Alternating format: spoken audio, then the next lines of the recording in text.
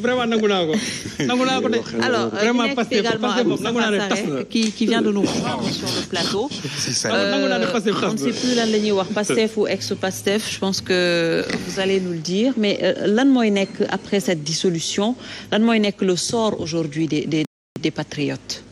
waaw nee na nga may ma remercier ñi ma fi fekk ci plateau bi di am mbégte lool retrouver mon frère, vraiment mon très cher frère Serigne Saliou. Qui était à l'hôtel. N'est-ce pas, qui a subi les foudres de mes amis là. Et alhamdoulilah, bi ma ko retrouvé. A di am honneur aussi partager plateau bi ak nit koo xam ne c'est quelqu'un que je suis depuis un certain temps et qui a émerveillé presque tout le Sénégal. Je vous nomme Pape Moussa Sow, n'est-ce pas, maa ngi koy féliciter di ko remercier encore ci liggéey bi muy liggéeyal démocratie sénégalaise. Ni muy leeralee honorable d'accord la guerre. Ni muy leeralee mbir yi ci askanu Sénégal maa ngi ko ci remercier. Bon, je suis pas là pour être d'accord avec elle.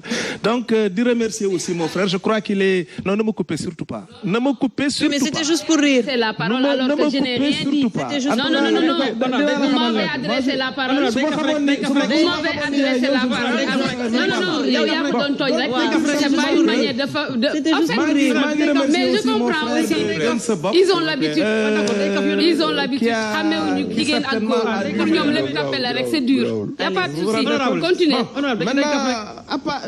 Remercier aussi mon frère Omar Faye que je retrouve également et Kader avec qui j'ai partagé un plateau je crois. Damay bëgg rek tàmbali ci wax ne Ndoumbelane est une formidable émission. Franchement, c'est une émission que je ne rate pas, que je regarde toutes les semaines, Merci. Ouais, attention, hein. Il y a des choses, il faut revoir parce que quand même, boo bëggee ce plateau am benn niveau bi, il y a des chroniqueurs, il faut plus les mettre ici. Quand un chroniqueur va du coq à l'âne, am ñu koy soutenir ci loolu. Mais ça rabaisse le niveau de votre émission. Oui, mais... Et donc, bon, écoutez, c'était juste une parenthèse. Non, mais... Parce non. Pour ensuite... Monsieur Sarré, non. S'il vous plaît. S'il vous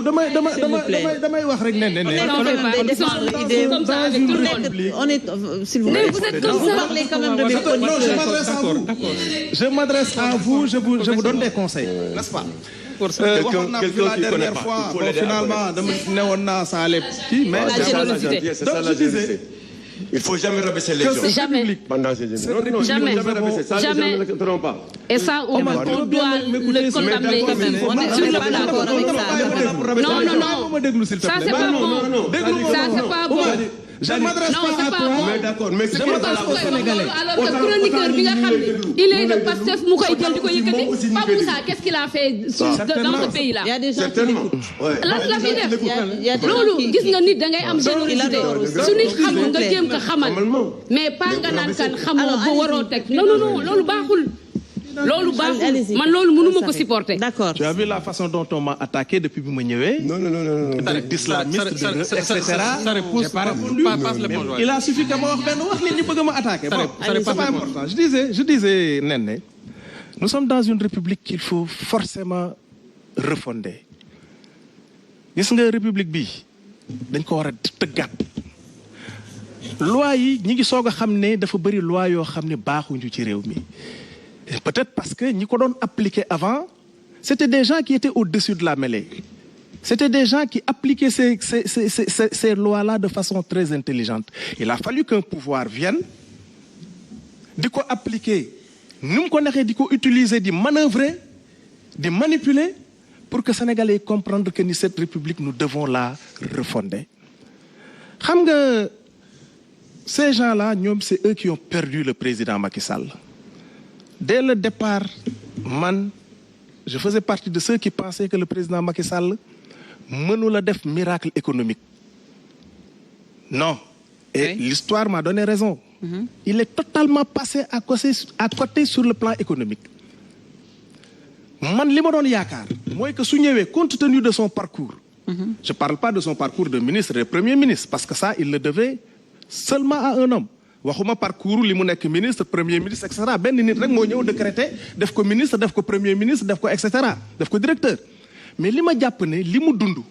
bundu xataal bi ñu ko bundu xataal ci biir PDS lu jiitu moom ñu bundu xataal ko Idrissa Seck man jàppoon naa ni Macky Sall su ñëwee ci état de droit lay consacrer toute son énergie mais il est arrivé au pouvoir au lieu que mu attaqué wu ci état de droit defaraat ko comme ni mu ko waxee woon d'ailleurs moom mais il a utilisé l'administration pour s'attaquer à ses opposants bañ na ko ba taxaw na publiquement wax ne je vais réduire l'opposition à sa plus simple expression ça franchement du discours homme d'État. C'est pas le discours d'un homme, mais vous pouvez lui demander de se taire là, s'il vous plaît. Il faut lui demander de se taire quand même. Que vous. Il faut qu'il apprenne à être poli et à écouter les gens. Madame, apprenez à être poli. S'il vous plaît. Donc je dis non, il faut qu'il apprenne à être poli quand même. Il ne faut pas qu'il coupe à tout bout de champ les gens. Donc je disais tantôt que Macky Sall bi mu ñëwee au lieu que mu utiliser l'administration bi ñu ko jox tous les moyens yi ko sénégalais yi jox pour mu rétablir l'état de droit, il a utilisé l'administration pour s'attaquer à ses adversaires politiques. Ñun bi ñuy créer suñu parti en 2014 de 2014 à 2021 maa ngi défier bépp nit waxuma ñi nekk ci plateau bi bépp nit ku mën a taxaw wax ne Pastef am na un discours dur bu mu mës a génnee. De 2014 à 2021, nous avons toujours su être un parti d'opposition qui privilégiait l'argument et les documents. Moo taxoon dañoo tuddee woon suñu parti boo xam ne opposition argumentée et documentée lay doxal. Donc ça veut dire que vous avez été poussé à bout. De relever le niveau du débat. C'est à partir de 2021 que bëgg wax ne que ce discours a commencé. Mais laissez-moi, je vais venir. Omar, déglu ma rek maa ngi ñëw. Xam nga man li may wax dawuma ko. Li may wax dama ko ñeme dama koy wax. À partir de 2014 à 2021, on a cherché à relever le niveau du débat. Débat yi nga fi dégg yëpp Pastef moo ko génnee. Les questions les plus cruciales. Mousso dégg benn homme politique wax ko fii les questions de souveraineté c'est Pastef qui les a soulevées dans ce pays. On en a discuté. Ousmane Sonko a été le premier homme politique à dire que dafa war a jeex bu ñuy dem élection présidentielle candidats yi ñëw takk seen ay micro solal ay xartum seen ay jigéen ak ay casquette jox ko seen ay góor taxaw di wax naan fan leen ma te duñu wax fan la ñu jëmee réew mi duñ ko wax sénégalais yi. Il a été le premier à écrire un livre tuddee ko Solution pour un Sénégal nouveau. Ce livre-là, c'est un livre vision. Et nous nous adossons chaque fois sur ce livre-là pour écrire nos programmes. Les programmes évoluent. waaye am na au moins fenn foo xam ne foofu la programme yi di adossé wu. D'accord. Quel a été le déclic alors? Léegi. Au lieu que président Macky Sall considérait Pastef comme un trésor de la scène politique du Sénégal. En 2019, quand il a vu émerger cet homme, qu'est Ousmane Sonko, avec près de 700 000 voix, 33 000 voix, 700 000 voix, en un rien de temps, au lieu que nous disions Pastef comme un trésor, parce que relevant le niveau des débats, le président Macky Sall s'est mis dans la tête qu'il devait éliminer cet adversaire-là. Voilà pourquoi, dès 2020, au soir de notre appel, nemmeeku tour ñu am plus de 126 millions ci benn guddi. Ce fameux ministre de l'Intérieur là s'est permis de sortir un communiqué à 3 heures du matin pour menacer Pastef de dissolution parce que des Sénégalais se sont cotisés pour la première fois un parti politique au Sénégal woo ay militants am ne leen financer leen ma. D'accord. Li ñu xam fii Sénégal xam nga mooy lan. Hommes politiques yi ñooy ñëw di détourner xaalis di ñëw di financer seen ay clients politiques Pastef pour la première fois indi innovation boobu ça fait peur au pouvoir ñu commencé nag acharnement yi commencé et ñu résister quand on a résisté à cette tentative de dissolution on nous a sorti ce complot sordide salace que personne ne peut expliquer. L'affaire Ousmane Sonko ak mooy l'affaire Sweet Beauté. Pendant 3 ans on nous a tympanisé ñëw naa fii émission ne leen il faut arrêter ce débat-là parce que ce débat ne doit pas warul préoccuper sénégalais yi li ñu soxla mooy naka la ñuy def ba réduire réduire, je dis bien, réduire la pauvreté à sa plus simple expression. Alors malheureusement, il y a eu l'affaire Sud Beauté. Après, il y a eu l'affaire Mame Mbaye Niang. Justement, les choses se sont succédées. Il y a eu justement cet acharnement-là. On a créé ce complot-là en 2021. C'est à partir de cette date-là que, légitimement, le leader de Pastef, Ousmane Sonko, se sentant visé. D'accord. N'est-ce pas? Quand il a vu le sort qu'a subi Karim Wade, le sort qu'a subi Khalifa Sall sous le même régime, en un rien de temps. Mais il a dit que ni ci man lañu jëm. Alors c'est à partir de ce moment-là qu'il a décidé de résister. Et un homme politique qui résiste. Non, c'est pas comme ça qu'il doit parler. Il doit parler à la mesure de l'acharnement qu'il subit par son adversaire. Lolo tax, ce discours s'est durci. Et de façon très logique, les Sénégalais comprendre pourquoi ce discours s'est durci. Ce discours s'est durci, ni continuer d'acharner où, finalement, normalement, mais sans que Omar Faye dafa pointer quand même du doigt Ousmane Sonko peut-être ak ñi muy andal parce que vous savez, vous l'avez dit à maintes reprises que dañuy chercher peut-être porndol pour am fuñ ko téye. Donc quand vous avez vu chercher porndol ñi muy andal non pas yéen État du Sénégal pour am peut-être fuñu japp Ousmane Sonko, mais quand vous avez vu aujourd'hui lolu yep am vous avez vu un discours qui se durcit, mais est-ce que jotul won tamit ngeen ñew wax ak mom carrément pour peut-être mu bañ a durcir le ton autant parce que quand même président de la République dina ma ray ma ray que loolu c'était quand même fort. Mais lan la fi Ousmane wax lu fi homme politique waxul lan la fi wax lu fi homme politique waxul. On a vu Macky Sall en 2011 li mu wax moo gën a grave nañu génneewaat vidéo yi Macky Sall wax vidéo yi sax ñi ngi daw ci réseaux sociaux yi ñëpp gis nañ ko li fi Macky Sall wax Ousmane du wax genn wàll gi te Ousmane et puis Ousmane ay conditions non attention Ousmane ay conditions il commence toujours par si qui est une condition qui est une conjonction comment ça s'appelle c'est quelle conjonction de subordination n'est-ce pas il commence toujours par un si su ma defee lii dinaa def lii waa un homme politique lu tax ñu koy bañal un tel discours.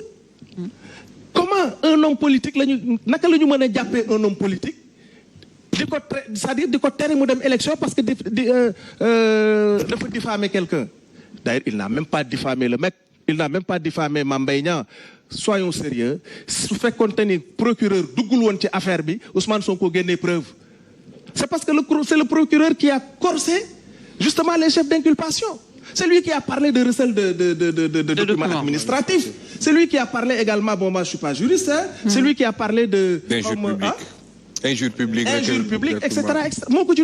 S'il nous avait seulement laissé avec Mame Mbaye Niang, Ousmane génne preuve parce que Sénégalais xam nañu né que ni Ousmane détient par devers lui le rapport. Le rapport il existe.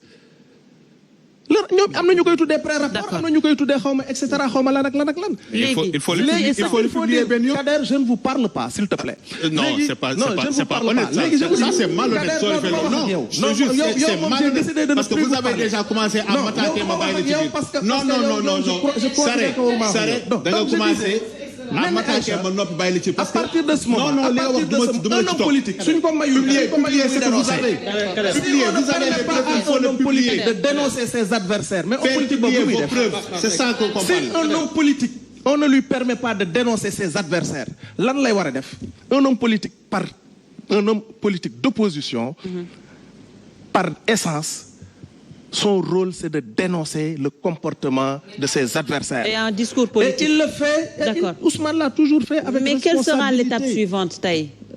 On parle plus de Pastef parce que Pastef. Écoutez, moi je crois que lolu ci li wara tax ñu wara refonder République bi la li ma wax légui parce que il n'est pas normal qu'un président de la République parce que di nek chef de parti dans une démocratie qui se respecte. Assise nationale bu ñu doon bi ñuy téré président de la République, l'institution président de la République d'être président d'un parti, situation yu melni motax parce que forcément il faut que mu arbitrer le président de la République. Mais celui qui est aujourd'hui à la tête de cet État du Sénégal, mais il est leader d'un parti politique, adversaire de Pastef. Est-ce que kooku war na mën a juger adversaire am lu Wolof Njaay di wax ku sa wujj di salam doo set te ku am possibilité sa adversaire jekku ko da nga koy jekku Les lois de cette République-là permettent au président de la République, partisan, non seulement partisan, mais président de parti, mais de s'attaquer à ses adversaires en utilisant les lois. Président de la République. Et puis, ça, normalement, ça, gentleman, waron na tax, mu xaar ba justice wax. Il est vrai que la loi dit sur rapport du ministère de l'Intérieur. Mais le président de la République aurait dû attendre que la justice se prononce sur les chefs d'inculpation. Il pesait sur Ousmane Sonko. Si le président de la République avait attendu qu'on condamne Ousmane Sonko qui appelle à insurrection, sur association, encore, le malfaiteur. su fekkonte ni xaar na ba loolu am. En lien avec une entreprise. En ce moment-là, dina am fu mu sukkandiku pour ñëw dissoudre Pastef. D'accord. Mais voilà quelqu'un qui, sur le rapport du ministre de l'Intérieur, non seulement il dissout le parti, mais quelques minutes plus tard, on s'attaque à nos sièges et à nos biens.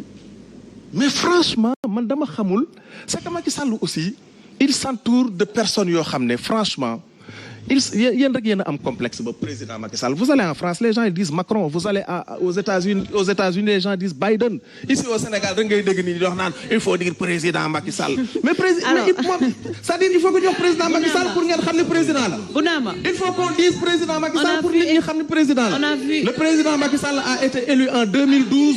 Il a été réélu. Légalement, c'est le président de la République, qu'on l'appelle par président, qu'on l'appelle par Macky Sall. C'est d'ailleurs lui, ça m'a dit une émission, non, je préfère nous mettre Macky que Clean parce que tout le monde nice pour man. D'accord. Donc vraiment, je suis désolé, mais Nene Aïcha, cette République, je me répète, il faut la refonder. Il faut faire en sorte que les lois changent fondamentalement parce que ni dañoo delloo ginnaaw démocratie bi. On n'est pas très loin d'ailleurs. Macky Sall est le seul président boo xam ne parmi les quatre nous n'avons eu que 4 présidents de la République. C'est le seul président de la République boo xam ne cotisé wul ci démocratie sénégalaise. Senghor cotisé na ci. Senghor indil nañu au moins multipartisme, même si c'est un multipartisme limité. Abdou Diouf nous a amené un multipartisme élargi et un code consensuel. Très bien. Indil nañu honnête. N'est-ce pas? Ba ñu am alternance, Ablaye Wade boom médiatique bi, c'est lui. Macky Sall lan la fi indi? C'est une question que je pose aux partisans du président et à lui également. Il faut qu'il nous dise lan la indi ci démocratie bi, lu dul reculer. Il a réintroduit le PAI, mais il a réintroduit le PAI aussi avant de partir. Il a dissous, mais il a réintroduit aussi. Alors, parce que dissoudre nañ PAI ba pare nguur gi jusqu'à Ablaye Wade. Honorable. On a vu quand même, après justement arrestation Ousmane Sonko, de multitudes d'arrestations. Et même avant ça, à mon avis, arrestation. Encore là, nous avons eu que maire Sangalkam également jàpp nañ ko parce que dañoo jàpp ne moom moo fayoon hôtel bu Juan Branco logé woon. Donc toujours au même parti ñu ci acharné wu. Il y a eu également cette histoire bu cocktail Molotov boo xamante ne l'enquête suit son cours mais yiñ ci jot a jàpp dafa mel ni toujours ci même parti la ñuy waxaat. ñuy regretter rek débat bi tournure bi muy jël kenn du may sa morom mu yeggali donc ça